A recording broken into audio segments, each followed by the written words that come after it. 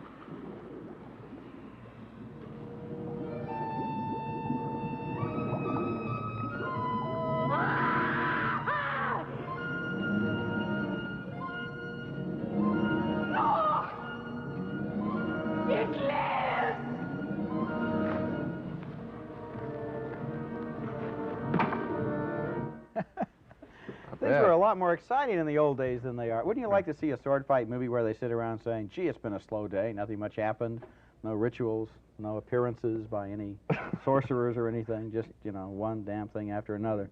Movies wall-to-wall with spectacular images like that, but they don't seem to be representing anything. They're just there for decoration.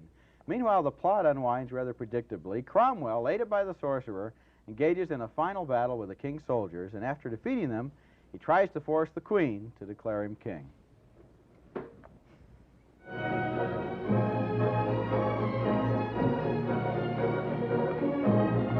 Henry, come back! Henry!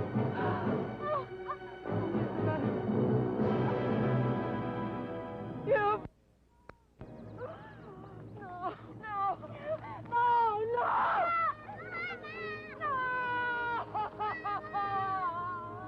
I'll spare your daughter if you officially proclaim me king.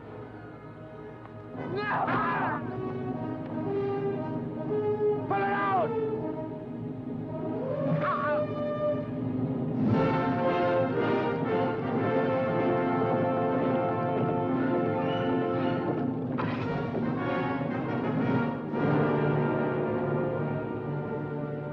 Malia, you fool!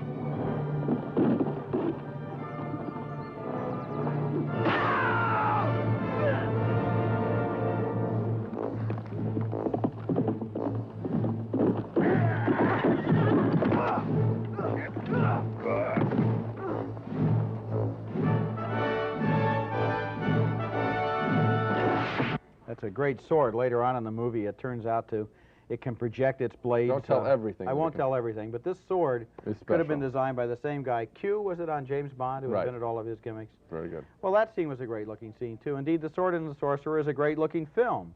And I liked watching every frame of it, but I liked watching each frame a lot more, in fact, than I enjoyed having to watch the whole movie.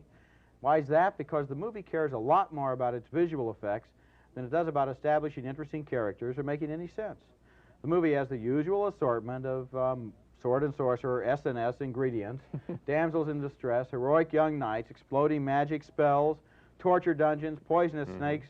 To tell you the absolute truth, though, Gene, half of the time I couldn't figure out what was supposed to be happening in this movie, and I don't think some of the characters were very sure either. Well, I absolutely enjoyed the film. You did? Well, yeah, I thought it was a lot of fun. I mean, those special effects were surprising. It takes a lot these days, I think, to surprise either one of us or dazzle us. Those special effects did. That wall of faces was kind of wild. I thought it was Cornball, the sword that does all the tricks. I found the film, though, to be redeemed by the one thing that can redeem every tired genre, every kind of movie that's tired. And certainly this, I have no interest in seeing people walking around in sword fights. But this film, I think, had a sense of humor to it. A lot of the characters say funny things. Just like the humor that I think revitalized the action picture like Raiders of the Lost Ark. I think the sense of humor in this film makes it a lot better than the average kind of picture. Raiders of the Lost Ark was a much better movie, though. I because agree. I think that Raiders of the Lost Ark really began with the characters. Began with the characters and added the special effects. These I have a characters- feeling that some of these movies, like Sword and the Sorcerer, begin with the production designer, the art design, the special effects guy, the makeup guy. They get everything ready, then they plug in the characters. Unless the movie is about something, you know, I enjoyed it. I would give it a close miss, but All still, right. I just can't care that much about it. Well, there's no question. Raiders is a better picture. I don't think this is that bad. We split on The Sword and the Sorcerer, the colorful sword-fighting epic. We both thought it was a great-looking movie, but I thought the images overwhelmed the story, so Gene votes yes, but I vote no.